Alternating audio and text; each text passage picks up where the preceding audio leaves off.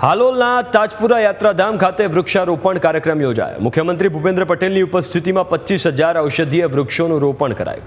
એક વૃક્ષ નારાયણ બાપુજી કે નામ અને એક વૃક્ષ માં કે નામ કાર્યક્રમમાં મોટી સંખ્યામાં લોકો જોડાયા। શ્રી નારાયણ આરોગ્યધામ અન્નપૂર્ણ ટ્રસ્ટ દ્વારા આયોજિત આ કાર્યક્રમ શિક્ષણ પ્રધાન કુબેર ડિંડોર અને વનમંત્રી મુળુભાઈ બેરા પણ એમાં હાજરી આપી હતી। મહાસિદ્ધ યોગી દાદા ગુરુ સહિત અનેક મહાનુભાવો પણ કાર્યક્રમમાં ઉપસ્થિત રહીને વૃક્ષારોપણ તેમણે કર્યું હતું।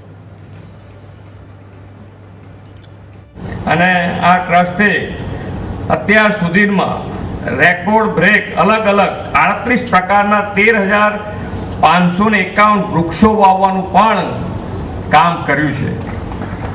અને આજે એક પેડ નારાયણ બાપુ કે નામ એક પેડ માં કે નામ અંતર્ગત 25,000 થી વધુ વૃક્ષો વાવવાનું આયોજન એમણે કર્યું છે। એના માટે આ ટ્રસ્ટના સૌ ટ્રસ્ટીશ્રીઓને નારાયણ ભક્તોને ખૂબ ખૂબ અભિનંદન પાઠવું છું। આજે મને જણાવતા આનંદ થાય છે કે 15,000 વૃક્ષો અહીંયા લાગી ગયા છે ગયા વર્ષે।